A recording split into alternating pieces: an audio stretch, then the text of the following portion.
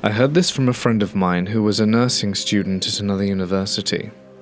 He told it as something that happened to him during one of his night shifts while he was doing clinical rotations in a hospital. That night, a 9-year-old girl had passed away in the pediatric ward. It wasn't unexpected, but it was somewhat difficult for everyone involved, as you can imagine. My friend was assigned to perform post-mortem care for her, which meant preparing the body after death. He said it was his first time doing that on a child, so he was already on edge to begin with. He carried out the procedure, cleaned the body, and made sure everything was done according to protocol. Now, as part of the hospital's policy, it is important that they attach a red identification bracelet on the right wrist of the patient who had been pronounced dead, and made sure it was securely fastened before finishing. This is to let everyone know that person has passed away. Once everything was done, he left the room and headed towards the elevators to go down to another floor. The hallway was quiet, and he pressed the wait button and waited for the doors to open. When they did, he stepped inside. The moment he stepped into the elevator, he heard movement behind him. He turned and saw the little girl was running towards the elevator. It was her, all right. The same face and the same hospital gown. He didn't wait to see if she would reach the doors. Immediately, he began smashing the close button over and over until the doors shut completely. And when the elevator began moving, he was steadying himself, and it was only then he realized he wasn't alone in there. There was an older woman in a hospital gown standing with him. She looked at him and asked him why he had closed the door on a child trying to get in. He tried to explain what he had just seen. He told her that the child had already died and that he himself had just performed the post-mortem care on her, and that finally, she had been wearing a red identification bracelet on her right wrist, which marked her as deceased according to hospital protocol. The woman listened and then slowly raised her right arm. On her wrist was the same red bracelet. She looked at him and said, "Like this?" He was found unconscious inside the elevator a short time later, and after that, he refused to return to that hospital. I heard this from a nurse I worked with, and he told it as something that happened directly to him. It took place on a 5th-floor neurology unit in a hospital where he had been working for a while, so he was familiar with the layout and the staff, etc. He was sitting at the nurse's station during a relatively quiet part of the shift, just doing his routine charting. Now, the unit had a set of double doors at the main entrance, and from where he was sitting, he had a clear view of anyone coming in or out. Well, there was one point he saw a man in white nursing attire walk through those doors and head down the hallway. He didn't recognize the person immediately, but that wasn't unusual because different staff rotated through the unit, especially from other departments, so it didn't raise any immediate concern. The man walked like he knew where he was going and went straight into one of the patient rooms that happened to be empty at the time. A few minutes passed, and the nurse realized the man had not come back out. This was making him start to feel off. Now, the room was unoccupied, and there was no reason for anyone to go in there at all. And so curiosity got the better of him, and he decided it would be the responsible thing to go and check. So he walked down the hall and went into the room. It appeared to be empty at first. There was no one inside, there was no detectable movement, and nothing seemed out of place. The window was closed. The bathroom was empty. And there was nowhere someone could have gone without coming back through the hallway. He stepped back out and went straight to the double doors at the entrance. When he opened them, 2 respiratory therapists were standing right outside chatting, and he asked them if anyone had just come through. Both of them said no. They added that they had been standing there the entire time chatting, and that no one had passed through the doors in either direction. Well, that didn't line up with what he had just seen. Later on, when one of his co-workers came back from lunch, he told her what had happened. He described the man in the white uniform and how he walked into the empty room and never came back out. She listened, and then responded like it was nothing out of the ordinary. "Oh, that's just Bob."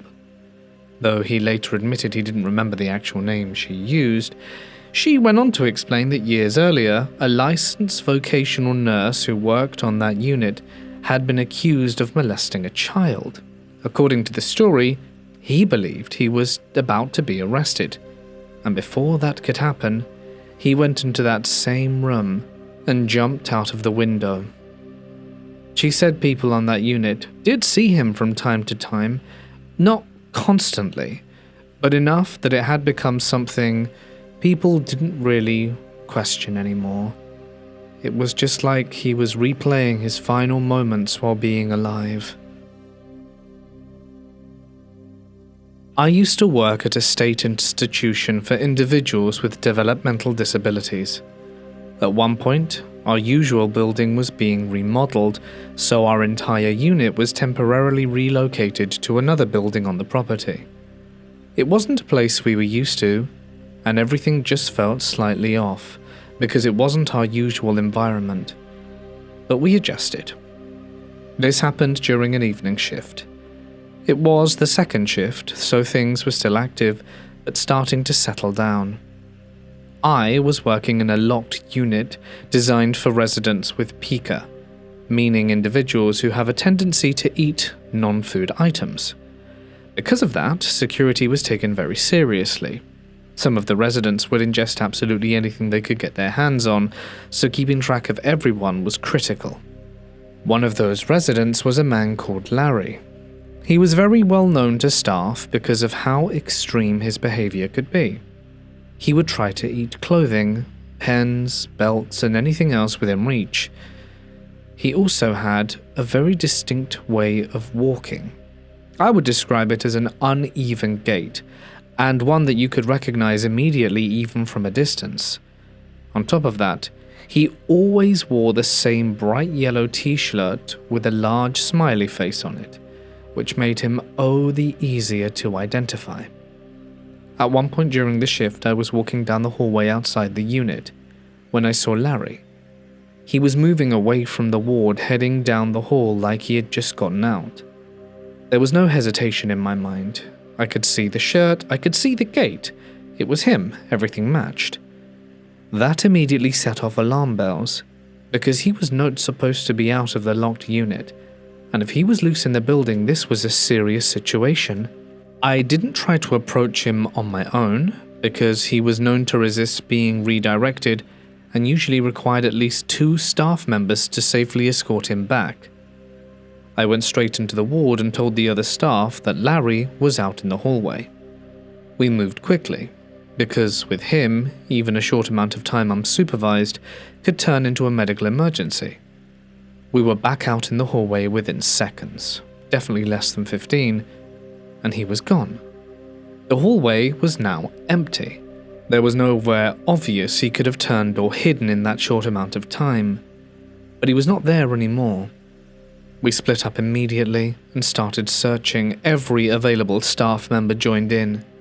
We checked other units, stairwells, common areas, even outside the building itself, and with a number of people looking, the search covered a lot of ground very quickly. Yet within 10 minutes we still hadn't found him. At that point I was getting ready to call the house supervisor to report that we had a missing resident, which is a major incident in that setting. But before I could make the call, one of the bathroom doors opened, and Larry walked out with another staff member. He was completely calm and normal, like nothing had happened. The staff member with him explained that Larry had been in the bathroom for at least the last 30 minutes, getting a bath, and had not left the ward at all. I was just trying to process it because I knew what I had seen. It wasn't a quick glimpse or anything I could have mistaken. I saw him clearly walking down the hallway with his exact posture and that same yellow shirt. I took a lot of teasing from the other staff that night. Everyone thought I had imagined it or mixed him up with someone else. even though there really isn't anyone else who looked or moved like him. And it turned into a bit of a joke for the rest of the shift. The next day, after the story had made its rounds, someone mentioned something I hadn't known. Larry had an identical twin brother who had died in that same building about 10 years earlier. Years ago, I worked at the old Peter Brent Brigham Hospital, back before everything fully transcended to the newer facilities. We had just moved into the new tower, and the original hospital building was scheduled for demolition. A few of my co-workers and I decided to walk through the old unit one last time before it was gone. It was mostly out of nostalgia, just wanting to see the place where I had spent so much time before it disappeared for good. The building felt strange almost immediately.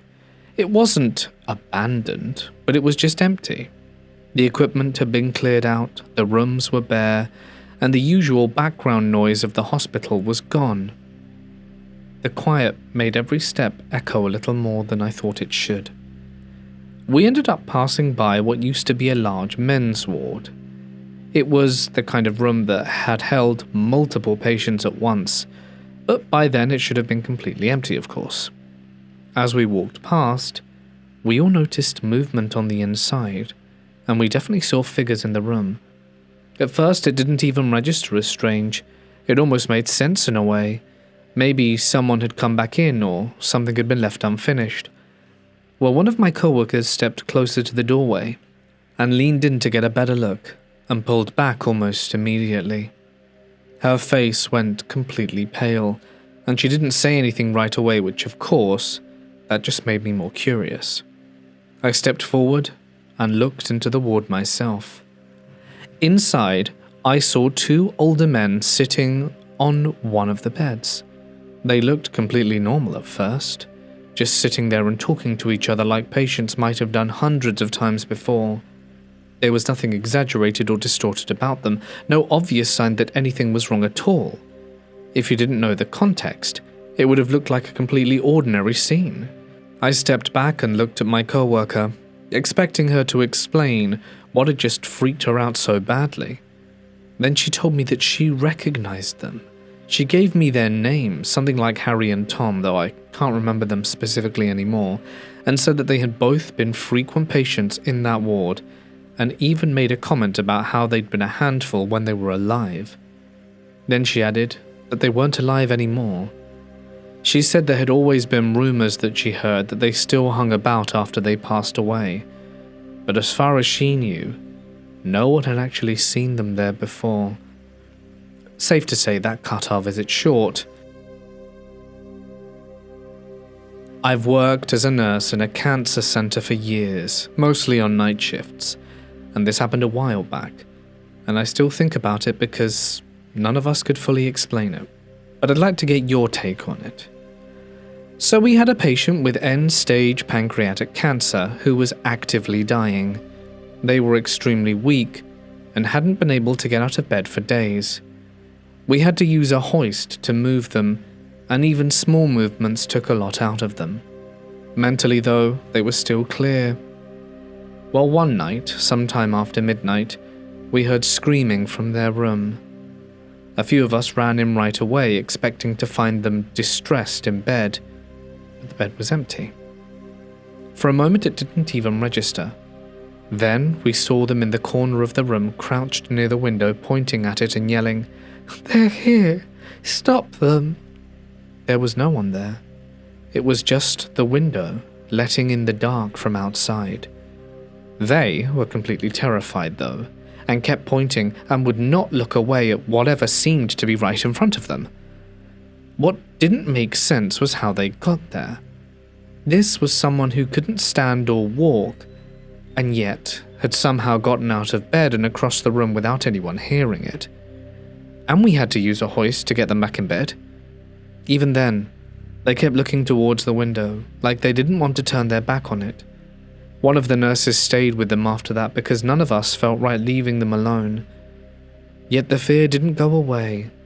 It would ease slightly and then come back in a wave. At one point, they grabbed the nurse's hand and asked, You see them too, right? When she said no, they looked worse, like that confirmed something for them. And they died that same night. Afterwards, we tried our very best to explain it away medically. It might have been the oxygen levels, neurological changes, or the meds. But honestly, nothing fully accounted for both the hallucination and the fact that they physically got out of bed in that condition. That part I can't stress enough. It would have been nigh impossible. Obviously, that left a lot of us quite uneasy, pointing at something none of us could see and seeing something terrible before they met their end. And it's one of those cases that never really left me. Would it leave you? We used to have a room in our medical intensive care unit that staff eventually stopped using for patients altogether. It was room 12, and the reason wasn't anything official or documented, but it was something we were all aware of. Over time, patients who were assigned to that room started reporting the same thing.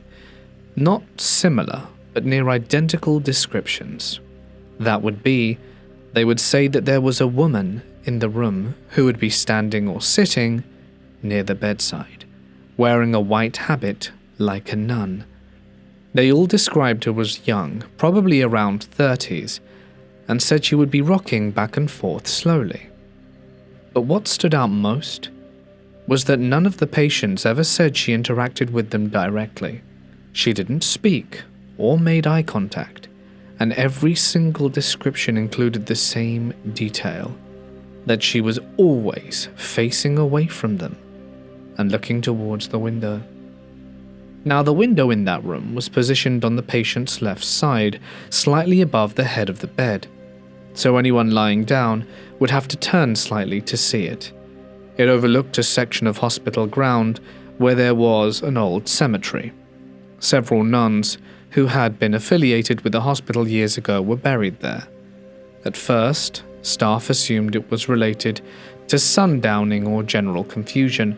Many of the patients in the medical intensive care unit were critically ill, and it's not uncommon for them to experience delirium, especially at night. That explanation made sense early on, and most of us went with it. But the reports kept coming in, and the consistency was honestly hard to ignore, because it was different patients with very different conditions and different levels of awareness, and somehow they were all describing the same figure in the same place, doing exactly the same thing. It almost started to sound like some kind of elaborate patient hoax, but of course, that's impossible. Well, at some point, the story of a nun called Mary started circulating among the staff. According to what people said, she had died in a car accident near the hospital back in the 50s. She was around 30 at the time, which matched what patients described when they saw her, and there was never anything official tying her to the room, just something passed along between staff over the years. But the details lined up closely enough that people started connecting the two. Eventually, the decision was made to stop placing patients in room 12, and the room was taken out of rotation and turned into a storage space instead. Even after that, most staff avoided going in there alone, unless it was absolutely necessary. I've worked in long-term care for a long time, most of those years on the overnight shift from 11 at night to 7 in the morning. I don't really have a big single story, but a collection of smaller things that kept happening. So there's one unit in particular in our facility that has a reputation. A lot of staff, including me, have had the same experience there. You'll be sitting at the nurse's station doing charting, when out of the corner of your eye you'll see someone walk past. It's clear enough that you'll register it immediately, but when you look up there'll be no one there. Now, it doesn't just happen once or twice. It's been reported by different people on different shifts over a long period of time. It's common enough that people joke about it and ask new staff if they've seen the ghost yet.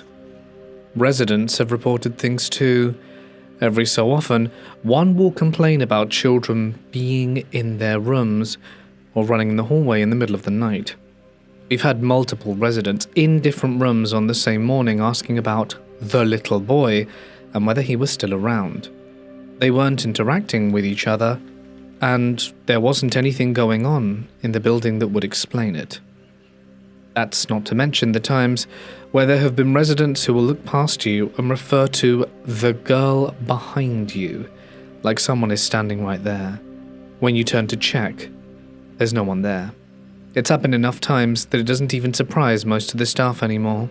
On top of that, there are smaller things that have happened here and there. Call lights going off in empty rooms, doors closing on their own, or just certain rooms that feel unwelcome for no clear reason. Working overnight probably makes all of it feel more intense. Most of the time we keep the lights low so we don't disturb the residents, and everything looks different in that sort of lighting. There are also a couple of experiences that feel different from the rest. One of them involved my mother-in-law when she was in the intensive care unit and near the end of her life. She had been unresponsive for a while. Before she was hospitalized, she had been talking a lot about her childhood, which had been difficult. When she was around 6 or 7 years old, she witnessed her mother being hit by a bus and dying right in front of her. After that, her father became abusive, and it was something that affected her deeply for the rest of her life. Well, while she was in the hospital lying in bed and not responding to anything, there was a moment when she suddenly opened her eyes. She looked up towards the ceiling and focused on something that we couldn't see. Then she smiled and lifted her arms upwards like a small child asking to be picked up. After that, her eyes closed and she passed away. One final experience happened on my wedding day. My brother had died 7 months earlier in a car accident at 19. As my mother was driving to the church, she was thinking about him and wishing he could be there. While she was driving, the inside of the car suddenly filled with the smell of roses. She said it was strong enough that it didn't feel like something faint or imagined. And then, just as quickly as it appeared, the smell disappeared completely. Was it my brother? I guess I'll never know for sure. But I'd like to think in a way, it was him making my mum know that he's okay and happy for us both. I've had a few experiences over the years working in long-term care, and some of them fall into that category people talk about, like residents knowing exactly when they're going to die. I've seen that more than once, but there is one story that has stayed with me more than any other. But let me give you the necessary context first. At the time, I was supervising a midnight shift, and there was one staff member I wasn't comfortable with called Daniel. There was something about having him there overnight that never sat right with me, especially around vulnerable residents. I couldn't point to one specific incident, but it was enough that I acted on it. I went into the facility myself, let him go, and took over his shift that same night. That decision turned out to be more important than I ever expected. Not long after Daniel was fired, he set one of the buildings on fire in retaliation. The building had sleeping residents inside. Obviously, everything changed instantly, because the alarms were blaring, smoke was everywhere, and we were trying to get everybody out as quickly as possible. It's extremely chaotic, almost akin to being in an earthquake, and if you've lived it, you'll know just how unpleasant it is. Well, there's a moment in situations like these when you genuinely believe you might not get out alive, and you become very aware of the people around you. There were residents and staff trapped in that building, and for a short time it felt like we might not all make it out. This creates a sort of connection between people that doesn't just go away afterwards. Thankfully, we did manage to evacuate the building, everyone got out, but one resident sadly did pass away a few days later from complications related to the fire. After that, I struggled with working nights, because even if everything was calm at work, I would think I smelled smoke, or heard something burning. I'd walk the halls and check over and over, sometimes waking the groundskeeper who lived on the property because I was convinced something was wrong. and there would be nights where I would just sit at the nurse's station, trembling, trying to keep it together. There was one resident called Margaret, who became a kind of comfort for me during that time. She had suffered a stroke years earlier and had no short-term memory at all. She never remembered who I was or why I was there, even after years within the facility. Her days and nights were completely reversed, so she was usually awake during my shift, wandering the halls, humming quietly or sitting nearby. I started keeping a small dish of candy at the nurse's station and would use it to get her to sit with me. I never explained this to anyone, but having another person there, even if she didn't really know who I was, made my nights easier. She would sit, eat candy, talk, and I would do my work without really feeling completely alone. And by the time she stood up, she wouldn't even remember she had been there, or that she had eaten anything. Not long after the fire, Margaret passed away. And after that, the nights felt exceptionally empty, especially when I had to cover the overnight shifts. Well, one night in particular, I was sitting at the nurse's station, and it was getting to me. I was convinced that I could smell smoke again, and I could feel that panic building within me. I was alone and breathing, trying to calm myself down, when another resident called Katerina came out of the hallway. Katerina was someone I knew well.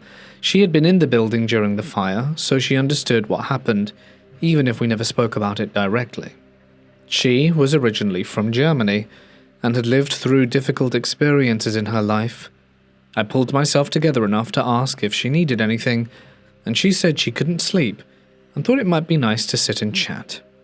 I was relieved to have the company, truth be told, and said that would be great.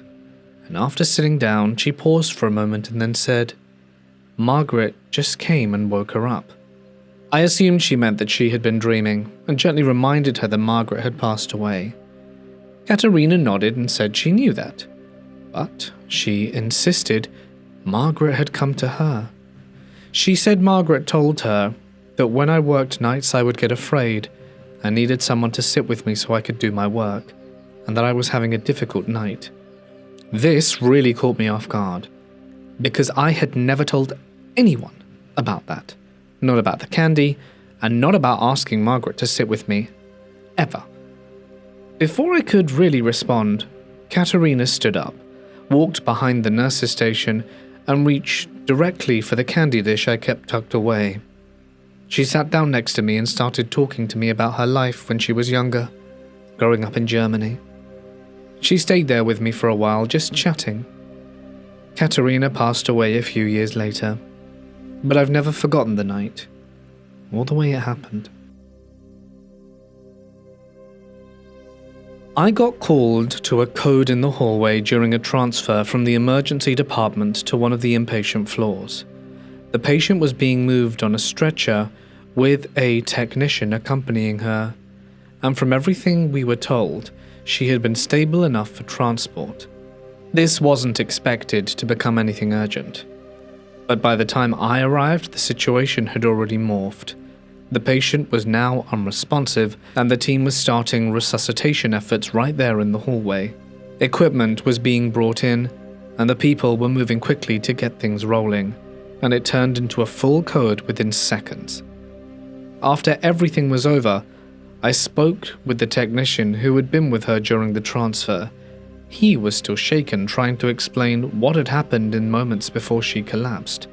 He said they had been talking normally as they moved down the hall.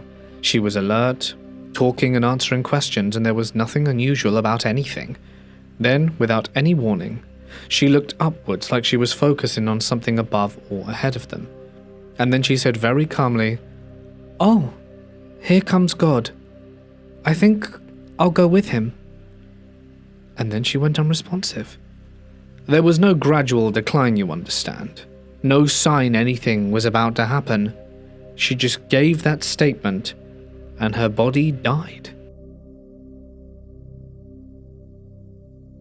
I had this from another nurse I worked with a while back. She had been floated to an oncology unit for the night shift at a hospital where she used to work. It wasn't her usual floor, so she didn't know the patients well, but she was assigned to someone who was actively dying.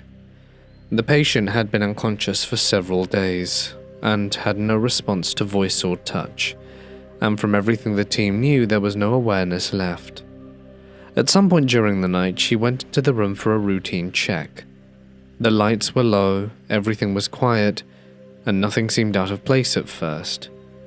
That was until she noticed the patient was positioned higher up in the bed than before, like they had somehow moved. Before she could really process that, the patient suddenly opened her eyes and looked directly at her. She described it as immediate and focused, neither confused or groggy. And the patient clearly spoke, "Don't let them take me." The nurse said it caught her completely off guard, and when she asked her who was going to take her, the patient lifted her hand and pointed upwards towards the space above her head. "That black thing up there." There was nothing visible, just the ceiling, but the patient's expression didn't change. She looked genuinely afraid. Within minutes of saying that, the patient died. There was no further movement or speech. The nurse said she stood there afterwards trying to make sense of how someone who had been unresponsive for days could suddenly wake up, speak so clearly, and then pass almost immediately after. We talked about possible explanations like terminal lucidity or neurological changes at the end of life, and those things do happen. But what stayed with her wasn't just that the patient woke up, but it's the certainty when she spoke of that thing in the ceiling that the nurse couldn't see. Do you think there was something there? Something that had come to take her? I guess I'll never know. I'm a CNA who's worked in a nursing home that's nearly 70 years old, where so many elderly patients have passed through its doors over the decades. One wing has been converted into a specialized Alzheimer's/dementia/mental illness unit. It's a locked-down, dark hall and relatively quiet. The layout was T-shaped. At the top sat the dining room, the door to the main building, the smoker's deck exit, and the nurse's station. The long stem ran back through the patient rooms to a garden door at the end, with hallway cameras feeding the TV behind the station. That night, short-staffed as always, I was working alone back there when the garden door started banging open and shut rhythmically. I figured it was probably Mrs. Hardgrove, our resident wanderer who loved late-night air, so I grabbed a blanket from the warmer, flipped on the outside light, and stepped out. But the garden was totally empty, with no footprints or anything that would account for the noise. I did a full sweep inside, I checked every room, looked under beds and peered into bathrooms, and all residents were accounted for. So I sat back down at my station, when the banging hit again. I glanced at the monitor, and that was the moment I saw a very tall man standing at the garden door. I knew it was a man in my gut, his broad back to the camera peering out the window like he was waiting for someone. We had no ambulatory male residents at all. The guys were bedbound or confined to wheelchairs, and I slowly rolled my chair into the hallway entrance and peered down the long stretch. But there was no one there. Yet the screen still showed him clear as day, standing in place. I locked the station, grabbed my stuff, and marched up front to demand a partner from the charge nurse. And I never worked solo on that hall again, not for any amount of overtime.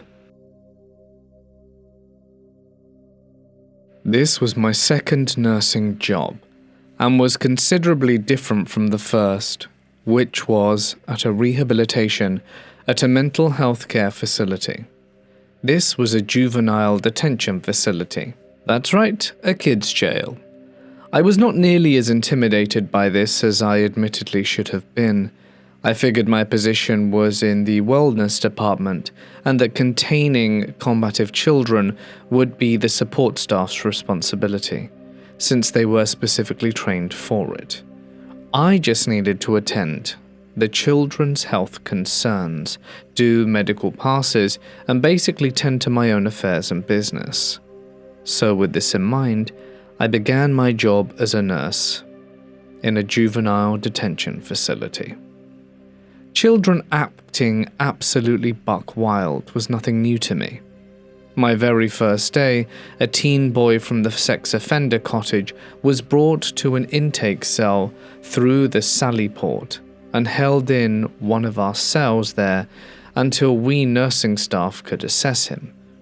When the nurse who was training me and I got there, we had to do an evaluation on him to see the level of severity of his injuries so we could treat and document them.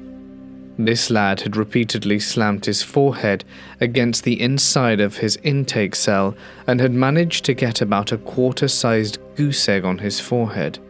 It wasn't very pretty, but I would find things like this, although certainly not common, were not exactly rare either. I kind of had a baptism by fire first shift. I was the evening shift nurse. When she came through intake that night, a chubby, cherubic 8-year-old girl shuffled over and sat down in one of our chairs, looking scared and forlorn. Her messy, loose, dark brown curls hung midway over her chestnut brown eyes. For the sake of the story, we'll call her Angel. The facility service manager asked if she could stay with me for a while, since the kids had decided that Saturday evening was a perfect time to riot. He and the support staff had their hands more than full. Of course, she could sit over by my nurse's station and I'd keep a watchful eye on her. My evening med pass was done, so it was not a problem. She was a literal babe in the woods. She was apprehensive and appeared to be somewhat overwhelmed. I couldn't imagine being and holding as an adult, let alone an 8-year-old girl. She had to have been terrified. To her credit, she never cried nor whined. Honestly, she impressed me with her level of maturity and awareness about the situation. Maybe since hindsight is 2020, I miscalculated her maturity and awareness for what it actually was: disconnect and apathy. I clocked out at 10 p.m, and as it was approaching that time, the kids wouldn't stop rioting just because I was going home soon, so the manager and support staff were all still swamped. Angel was quietly sitting in her chair and continued to nod off, her little brown bouncy curls framing her round, sweet, pretty face. I decided since I was leaving soon to lay her down on a cot in the infirmary and let her sleep. It was almost 10 and she was 8. She'd had a very emotional day. She had to have been exhausted. I laid her down on the cot. I fluffed up her pillow and grabbed her a few blankets from the warmer to tuck her in. She practically fell asleep as I explained to her that the intake staff were just a few feet away, and if she needed anything she could just go get them. And that was my introduction to Angel's heavenly side. I don't remember how long it took for me to see Angel's demonic side. I just remember it didn't take that long. To be on a med pass and see her in the throes of an all-out nuclear-level meltdown were a real shock to the system. The support staff included several men who were between 6 foot and 6'5", and between 250 and 300 pounds. The first time I saw Angel kicking, screaming, biting, and hitting, while 4 men of this size and 2 women of much smaller stature tried to restrain her, I was in a complete state of shock. Keep in mind that I'd worked as a surgery technician for 10 years in labor and delivery before. I went back to nursing school, so I'd seen my fair share of kicking, bucking, and fighting. In all honesty, very little shocked me at this point. What did shock me was the quickness with which Angel morphed into a kicking, screaming, biting, unholy terror when she felt slighted in any way or heard the word no when she demanded something because she very rarely requested anything. So I'm on my evening med pass to the inside cottages. To give you a clearer visual, we had cottages inside the fenced-in area of the facility and a cottage outside of the fenced-in area. The cottage where Angel was housed was one of the inside cottages. The cottages had all of the kids in their rooms in a lockdown state due to Angel having a full-on meltdown, and the support staff were trying to get her under control. I decided to come back to that cottage once things had calmed down and the kids weren't confined to their rooms. As I was exiting the cottage, Angel was being restrained right by the door that I needed to use to leave. 6 full-grown adults were trying to restrain this 8-year-old little girl so she wouldn't be a harm or hazard to herself and others. She was bucking like a bronco, screaming, thrashing around using foul language that I didn't even know at her age and threatening staff. I looked at her in the face and into her eyes as I was leaving, and it stopped me dead in my tracks. This child looked completely different from the chubby, cherubic little girl I tucked away on her evening intake.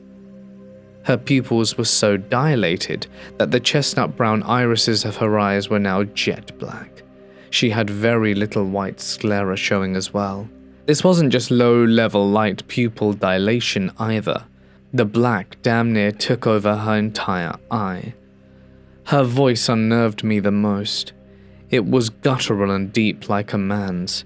She didn't sound like a little girl at all, and the hatred that accompanied that glare was beyond unnerving. It was downright scary, and I do not shake easy. My gut instinct was to get away, and to do so quickly. And that's precisely what I did. I finished up my med pass to the other cottages and came back to Angel's cottage. Upon my return, I learned they had taken her to intake, where she was placed in a cell. She hurt herself during her outburst, and that's putting it very lightly, and I would need to do a physical assessment and report on her injuries when I got back to the wellness department. So with apprehension, I headed to wellness to drop off my med bag, and then over to intake, which was right next door. When I got there, I was told Angel had really flipped out, and she was placed in her cell. She, like the boy on my first day, had also banged her head repeatedly against the cell wall and gotten a goose egg on her forehead. This was a common occurrence for any of the youths who were placed in a cell as a form of revolting against being put somewhere they couldn't continue to harm staff or other inmates. I entered her cell with apprehension. She sat with slumped shoulders on the concrete bench in a suicide wrap. Gone was the helliest demon that had been kicking, biting, hitting, and bumping the support staff with the obsidian eyes. Before me sat a broken and bewildered little girl, just like the cherubic child I'd seen on her first night there. She looked up at me with pain, sorrow, and regret, and a huge red and pink knot smack dab in the middle of her head. Granted, you'd be correct in thinking the confused look on her face was partially from conking her head. That was a tiny part of it, though. This child looked like she was lost and didn't know what was going on. I asked her the typical questions, what hurt and where, so I could properly document and treat her injuries. She answered sheepishly, and you could tell she was completely spent. I asked about the incident in the cottage, and she was at a loss. She remembered nothing. Yes, people can get blackout angry, and here's the thing. This child would go from 0 to 100 in the blink of an eye. There was no boiling point for Angel. Things were fine until they weren't, and unfortunately for us, we would never know when the volcano would erupt. I honestly don't think Angel knew either. I just know I personally witnessed a child who was normally very sweet absolutely explode out of nowhere for no apparent reason. Then she'd immediately calm down and would never recall what happened or why. She'd just be very confused and very apologetic. To quote Red from The Shawshank Redemption, I do believe the first 2 years were the worst for him, and I also believe if things had gone on that way, this place would have gotten the best of him. Except, in Angel's case, it was 2 months, and he was a she. I personally tried a few different approaches to keep Angel calm. What ended up working the best was something simple. At the time, I had a papillon who loved to sing with me, and it made for really cute videos. Angel really liked my pup, and I made her promise for every day she could go the entire day without acting out and getting a write-up, she'd get a brand new video made just for her of my pup and me singing. It was more my pup singing than me, and I'm sure she was grateful for that. This girl adored the dog. She loved the videos, They were always the highlight of her day. She would have done anything to get to watch him, including not flipping out on staff and causing incidents, because we had a deal and she was very aware of it. If she showed out, there would be no video for Angel that day. She'd come over to the wellness department and I'd ask if she'd been good that day. Kids being kids, they tend to lie to cover bad behavior, and I told her I'd check with the youth development supervisor at her cottage to make sure she was honest. She was always truthful, probably because she knew I'd check. Mostly she did pretty well. There were days when I'd ask if she'd been good, and she'd look at the floor and shake her head. No. Her bottom lip would quiver, and tears would well up in her eyes. She'd explained that she didn't know what happened, and couldn't even remember what it was that she'd done wrong. I'd almost cave and show her the video anyway, but I simply couldn't do it. If I did, she would act with reckless abandonment, knowing that she could see the videos anytime she wanted and didn't have to worry about her outbursts, and that wasn't our deal. All this is to say that I knew the child. This was a child who would have kept her behavior in check if it meant watching my papa looking at the ceiling and howling. Now, some of you may say this was simply a child acting out and/or a child with mental illness, although I do feel both played a part in Angel's behavior. I know deep in my soul that there was something more than that. The inhuman strength, the Stygian eyes, the deep voice of a man who smokes 2 packs a day, the memory loss and lack of recall, the minimal or non-existent triggers before a full-on raging maniacal fit. If there ever were a case of demonic possession that I've witnessed with my own eyes, Angel would be it. She literally ticks all the boxes on the checklist. If you find this ending anticlimactic, dear listener, let me add one last detail I never mentioned when introducing you to Angel at all. The reason she came to our facility to begin with. Angel was remanded to our facility at 8 years old for attempted murder. She stabbed her grandmother in the stomach multiple times. An 8-year-old little girl. Still think demonic possession isn't possible in today's world? My ex is a nurse who worked long shifts at Austin Hospital, and she used to come home with these wild stories about a mysterious man that staff kept spotting in random places around the building. This would be in empty hallways, or patient wards, or even the break room late at night, and he would just vanish into thin air right before their very eyes. I always brushed it off as exhaustion or tricks of the fluorescent lights, not to mention that nurses pull crazy hours and see patients come and go all day, so I would expect their minds to be quite numb after the third 12-hour shift in a row. But that skepticism began crumbling away one evening, when we had a close friend admitted to the hospital for some routine surgery, and my ex was assigned to his floor, and kept an eye on his recovery. I swung by after my own workday to visit him, bringing a couple of vending machine snacks and something to lift his spirits while recovering. We chatted for a good half an hour. We were talking about his upcoming discharge, and joked about how the hospital jello tasted like rubber. Before my ex and I said our goodbyes and promised to check in tomorrow, and headed out together so she could crash at my place for once, instead of driving home alone in the dark. As we stepped into the echoing corridor that led toward the bank of elevators, I noticed there was this man about 10 meters ahead of us, walking at a steady pace in scrubs that looked a little dated. He had his back to us, and his head down like he was reading his phone or a chart. He got closer to the elevators just as one dinged and its doors began opening. My ex and I picked up the pace, and we wanted to catch it before it closed. Neither of us wanted to wait for the next one because we were very tired. The man ahead stepped right in without glancing back, his silhouette disappearing into the empty elevator, and we jogged the last few steps. But when we reached the open doors and peered inside, there was no one in there. The elevator was completely empty. There was nowhere he could have gone. My ex and I both saw it, and none of us have an explanation for it. Before that night, I'd always roll my eyes at her stories, but But after that, there was definitely an "I told you so" every time she brought it up vibe in her storytelling, and I admit, I might not be able to explain it away, but I definitely saw it. I used to work at a nursing home. The people there were either somatic, psycho, geriatric, mostly Alzheimer's, or were living in one of the independent homes. One time during my night shift, I went out on one of my rounds to inspect an alarm on the 3rd floor.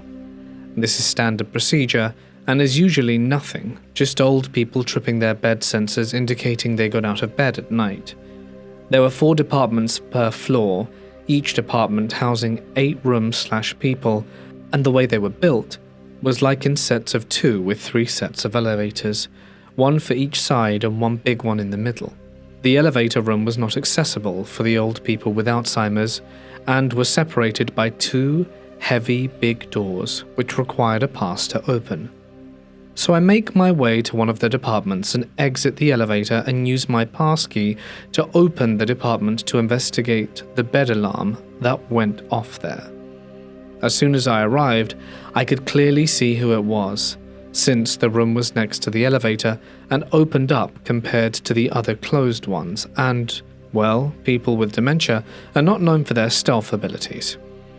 I went inside to reassure the woman who woke up that everything was fine, and reset her bed alarm while she went to sleep. I was in there for maybe 2 minutes with the door open. As soon as I left the room, I saw 2 heavy chairs that were at the end of the hallway, now blocking the door to the elevator that I had just been through, were now on the opposite side of the hallway, where I'd just seen the chairs before. How had they got there? Someone must have moved them right now, so someone else must be awake. I checked all the rooms. They were all closed up. People lying in bed with no alarms going off on my phone or nothing. So at this point I'm like, holy hell, no one else is awake and could have moved the chairs. How the hell did they get in here? The old people couldn't have moved them in a span of 2 minutes stealthily, let alone move them that fast that if they could move them at all without tripping the bed sensor and then sneakily went back to bed to trick me. They have dementia anyway and are incapable of doing so. So at this point, I was noping the hell out of there and went back to my colleagues. I thought maybe my colleagues had pranked me or something. I don't know. I don't know how they would have gotten and left again without me noticing the heavy doors opening, but at this point I thought it must have been the only possible explanation. I mean, they were the only other people who had access to this. So I come in and tell them they're very funny trying to scare me like that, and that nice try, but I wasn't impressed. After all, I'm a man of science, and the supernatural is preposterous. They both look at each other and go, no, we've been sitting here eating pizza this whole time. But we had other colleagues who also had a weird story like yours. At this point, my heart sinks into my chest. I've never been able to deduce how the chairs got moved. Other weird stuff went on in the building, but I could always explain that away. But not this one. Hey guys, it's Mort here, and thank you so much for listening. I hope you enjoyed our trip to the hospital today, and I would like to extend a final special thank you to my members and patrons this month, whose names can be seen on screen. If you'd like to join their ranks and get some cool extra perks, you can follow the links down below to find out more as well. But that's it from me. Stay awesome, guys, and good night.